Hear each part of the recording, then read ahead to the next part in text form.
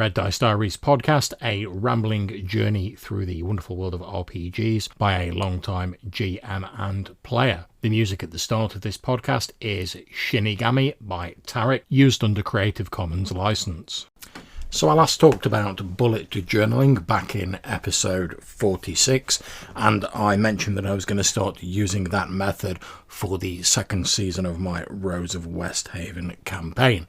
We're about 2 sessions into that now, and I've actually started to fill up the bullet journal a bit, so I thought I'd just do a quick episode talking about the sort of stuff I've got in it. Now, my bullet journal at the minute, it's literally a small notebook with text in it. I've not gone in for any of the fancy like tapes or any of the weird graphic designs that other people have done. Fair play to you if that's what you want to do, but mine's mainly for keeping information in, although I'm sure I'll doodle in it as time progresses. So the first 2 pages I've got is the index page, and as I go along I'm just noting down the various things and putting the page references next to them. And because this notebook weirdly doesn't have page numbers, I'm actually writing them in myself in the corner of each page. On the inside cover of the book, I've drawn a small key of the various symbols, just as like an aid memoir for myself. I've also got that written on a post-it note to use as like a bookmark as to where I've got to at the moment. And the symbols I've decided to go for are a square for a task, because obviously it can be ticked or crossed in once the task is done, a circle for an event, an asterisk for something that's important, a question mark for something that's a question, obviously, and a little sort of bullet point for notes. These are sort of fairly normal symbols. The next ones I've gone for is like a sort of an ankh symbol. It looks sort of almost like a stick man, which is why I've used it for NPCs. I've got a triangle, which is for locations, a dollar symbol for treasures, and a triangle with a little circle on it. Almost looks like a little stick person wearing a cape for organisations, because I think organisations tend to be a combination of NPCs and locations. So I've tried to combine the 2 symbols without being too ridiculously complex. As we move on to page 3 and 4 of the book, I've got to the first page of a calendar, which my game taking place in a sort of fictional version of England, the Midlands campaign by Glyn Seal of Monkey Blood Design. It sort of uses the Julian calendar, and I found a website that allows me to get all the days and dates, etc., for various different years. So I've got down the left hand side of the 2 pages sort of Monday, Tuesday, Wednesday, Thursday, Friday, days of the week, etc., and the dates written next to them. These 2 pages cover January, running from Wednesday the 1st of January up to Friday the 31st. That left me with about half a page free on the second page, and I've used that split into 2 to note down real-world historical events that occurred, such as Parliament passing a law and an act encouraging iconoclasm, which is the destruction of religious icons, and I've left another bit of space for other notes. What I've done then is at the bottom of the page I'll put a little arrow showing that the calendar continues on page 5, and I've got on page 5 and 6 February all lined out ready to go. The present date as of the time of recording in my game is Thursday the 9th of January, and handily the calendar I've used also shows the major moon phases, so I've just drawn like a little diagram showing them on the calendar in case that proves useful. On pages 7 and 8 we've got a little summary of the first adventure, New Beginnings and Old Sins, which is the playtest of mine and Glyn's Behind the Walls game that I used as the first adventure for this chapter of the campaign.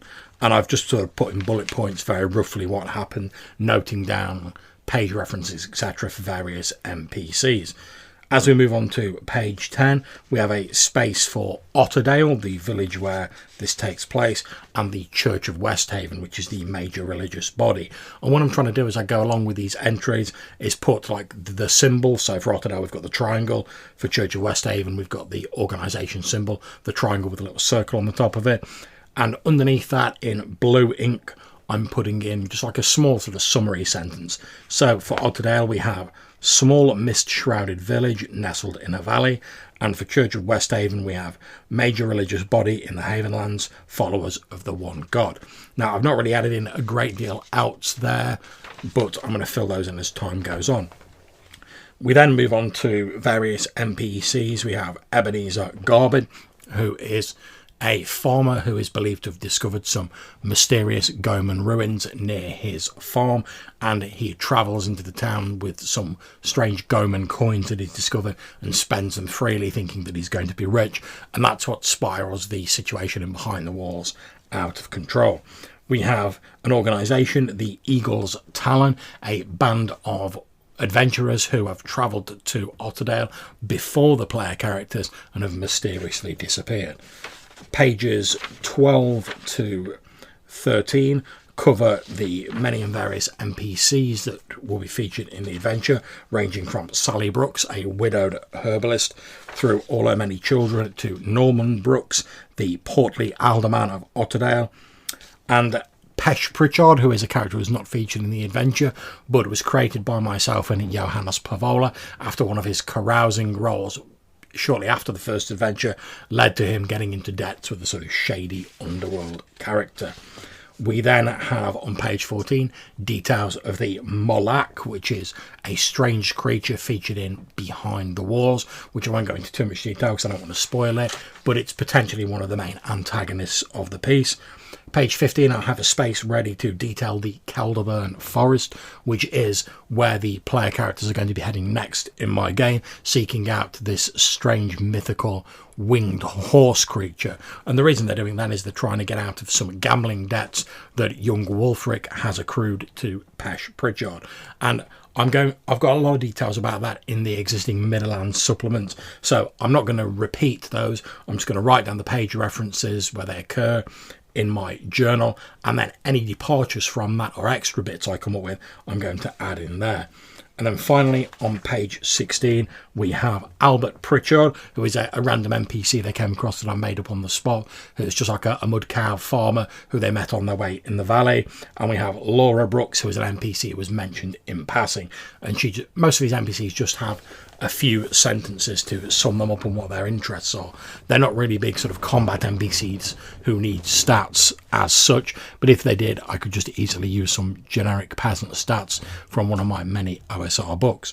So that's pretty much what's in my bullet journal at the moment. I've been finding it very useful as I've been thinking about what I'm going to do going forward to look back and sort of refresh my memory about everything that's occurred, and I hope it continues to be useful going forwards. So if you're thinking of starting a bullet journal, I'd advise you give it a go.